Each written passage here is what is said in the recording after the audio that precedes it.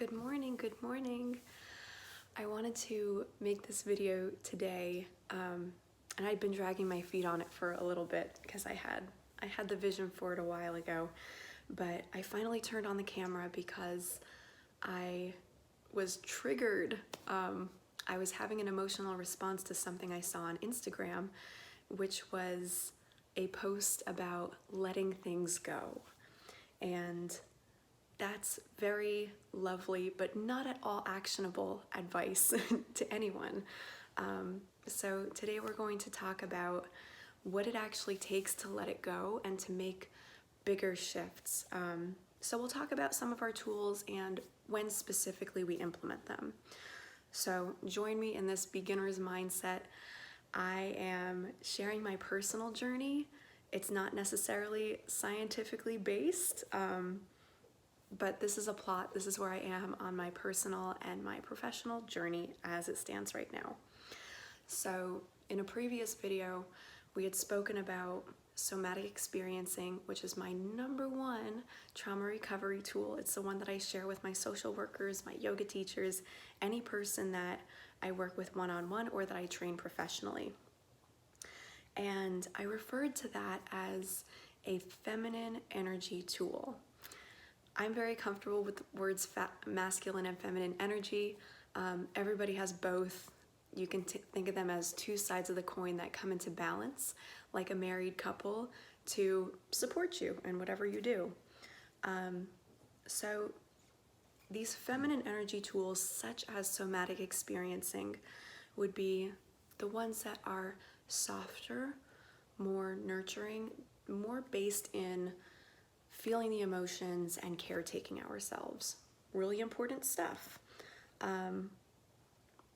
Beyond the somatic experiencing, I would also allow things like inner child work to fall into this category, or even within that inner child work, going back and being your own advocate in childhood would be another one of these beautiful nurturing feminine energy tools. And as I was writing out my notes, I have my journal in front of me, I was recalling a conversation with a friend of mine, and she was telling me about a TED Talk that she watched. And this TED speaker was saying that emotions are energy in motion, which I think is a really cool idea to carry forward. And this person was saying that the energy of an emotion within the body takes about 90 seconds to move through, which I think is cool. I think it's something that we need to break down a little bit more. So in my experience, when I do a practice like somatic experiencing, I can feel a shift in my body at about the 5-minute mark. And sometimes it's longer. Sometimes it stretches into sitting with an emotion for 20 or 30 minutes before I really start to feel any kind of emotional shifting. And this is my hypothesis. I don't know. We can test it out together. We can test theories together and see if they become replicable science with clout. But I think about this culture of just letting things go as being a quick opportunity to discharge ourselves and not actually do any of the emotional heavy lifting, or even just, not even heavy, just soft lifting and feeling stuff that we feel. And I imagine if you've ever seen the old movie Bubble Boy, I think it was one of John Travolta's first movies. He's like a teenager in it. It's old, but he's in a bubble suit. I don't know the circumstances in the movie. Maybe he has bad allergies. I have no idea. But I think of this bubble around us as being our energy field, or even your mental space, things that you think about that kind of encapsulate you and create your circumstances and your reality. And so when I think of people just saying, let it go, that doesn't necessarily mean that we have let it go.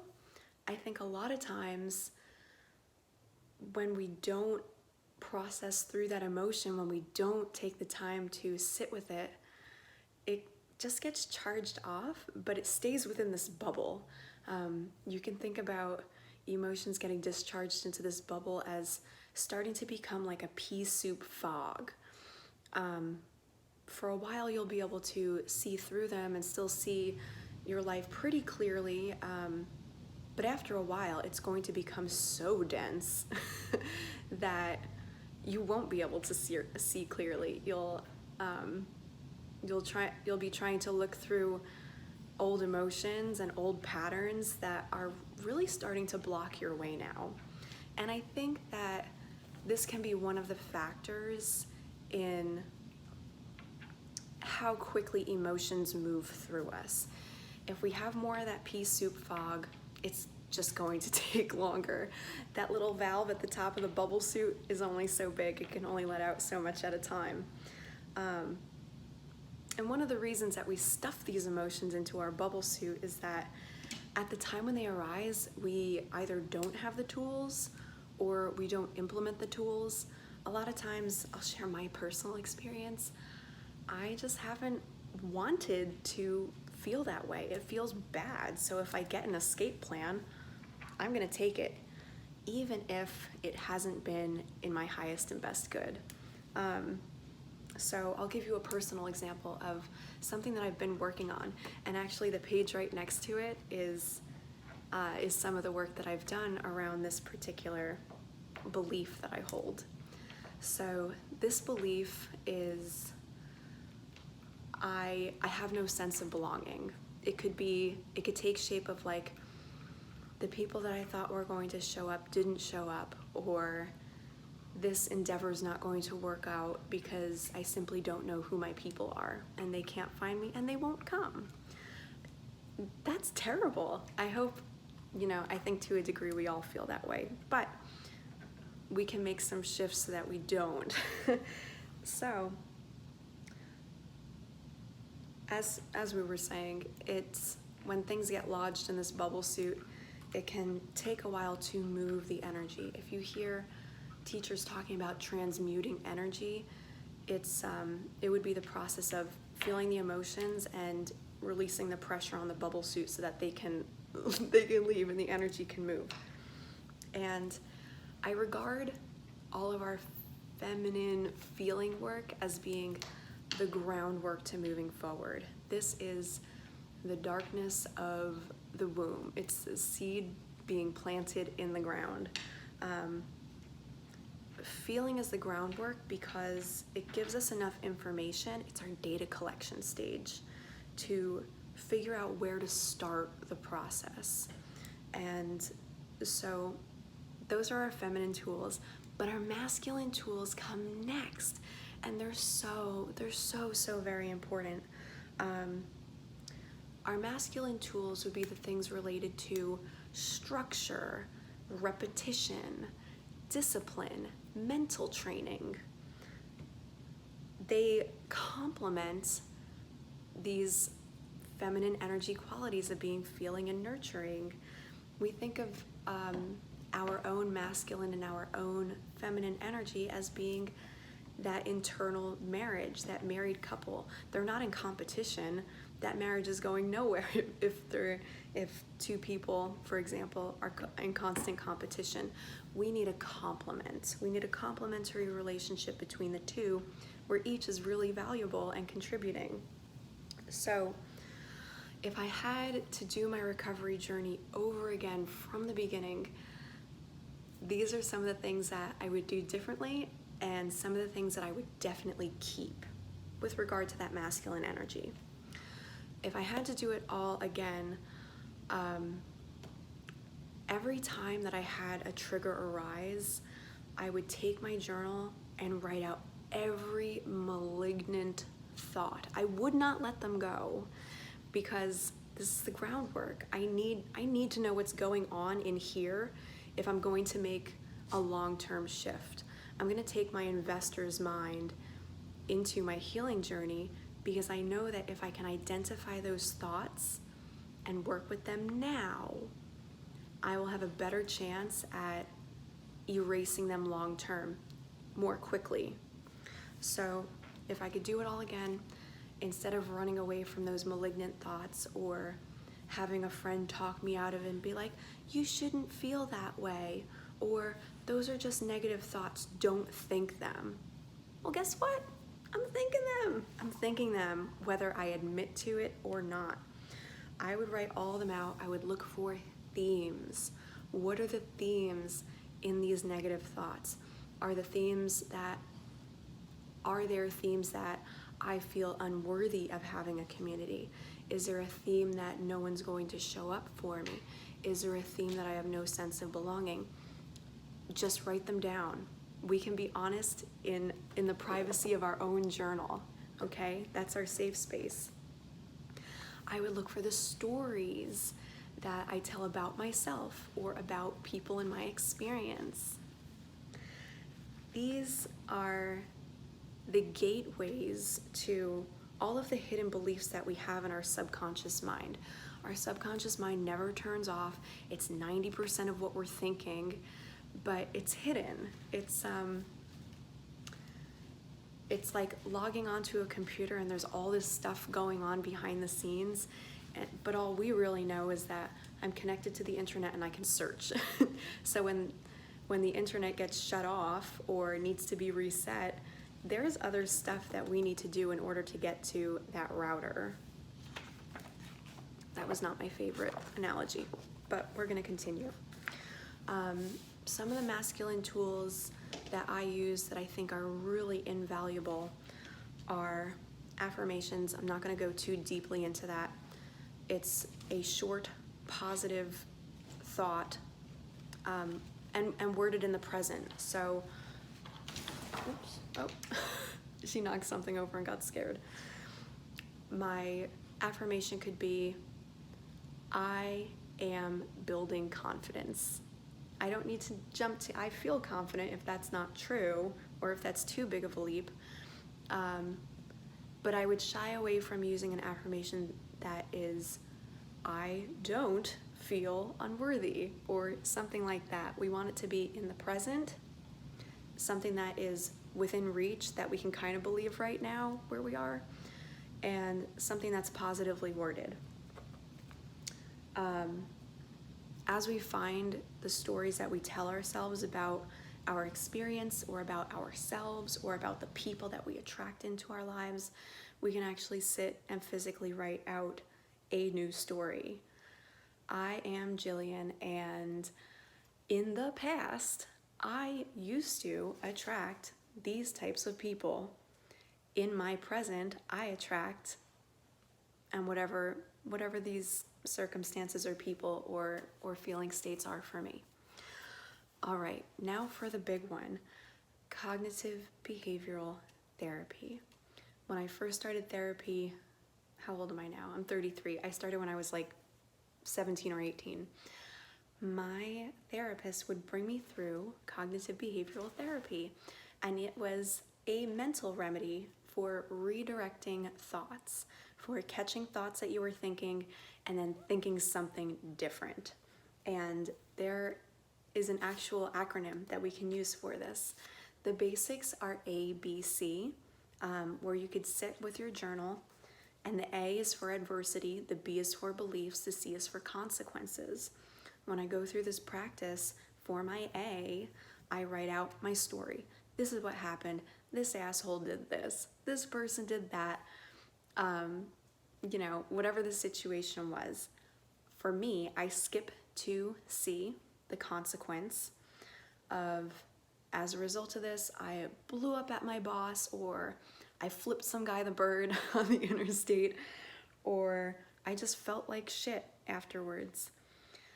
And then I can go back through my story, because it is a story. This is a story that I've told myself about this situation and about how I am and about how other people are.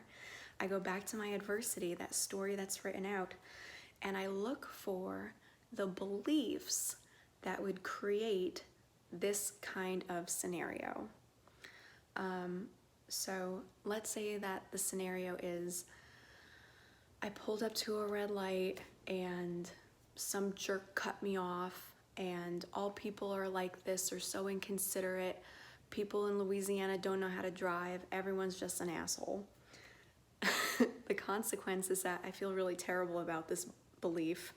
I feel like people are always going to take advantage. And then as I skim through that story, I can look for themes and patterns, these beliefs that would have me get so riled up over a pretty commonplace interaction.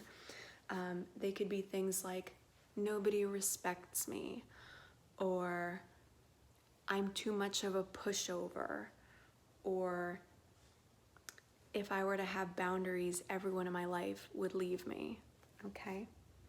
So those are your ABC, your adversity, your beliefs, and the consequences. The really big important part is after we've identified these beliefs, we need to do something to shift them. Awareness is really wonderful, but this is phase 2 beyond that. You would move into D and E, A, B, C, D, E, just like the alphabet. And D is the defense. This is where I take this belief to the courtroom, and the judge needs to tell me whether or not this is true. And the judge is going to need some evidence. Now, since we are naturally inclined to be wired for picking out negative things, it's served us well. We've been able to survive as a result of our negativity bias. I now need evidence to the contrary, which I told you I've been journaling a lot on this. This is where you would write out as a heading the opposite belief. So my beliefs on this prior page were that I can't rely on people, or that things are not going to work out in my favor. So I titled Proof That I Can Rely on People, and I listed every person that I know I can rely on. It could be my best girlfriend who lives in Wisconsin. She's always gonna pick up the phone, or she's gonna call me back immediately. It could be Jerry, who lives outside across the street, is going to smile at me every time I walk out of my house and he happens to be there. All of these people that I can rely on are going to go as evidence to the contrary of my limiting belief that I hold. The same thing with the next heading. For me, that was proof that things work out in my favor. And I went back into my memory bank of all of those times where something worked out in my favor. And a lot of times, the things that we were so upset about happening or not happening really yielded to bigger and better things for us. Got to do some work and look for them, but they're certainly there. So those are the couple of masculine energy tools that I love. Cognitive behavioral therapy. On your sheet, you can write out A, B, C, D, E. A is for adversity, B is for beliefs, C is consequences, how'd I feel, D is the defense, bringing it to the judge, and E is evidence, repatterning the opposite belief and having your mind actively search for proof of this new reality, the reality where I got to be happier. So it's a worthwhile endeavor. Going back to the beginning of our time together, we were talking about masculine tools, feminine tools, not gender, energy. Both tools need to be used. We can think of this as, again, that partnership, that marriage. The masculine supports the feminine. Her creativity becomes built-in reality as a result of his forward action. Energy, not gender. It's like faith being backed by works.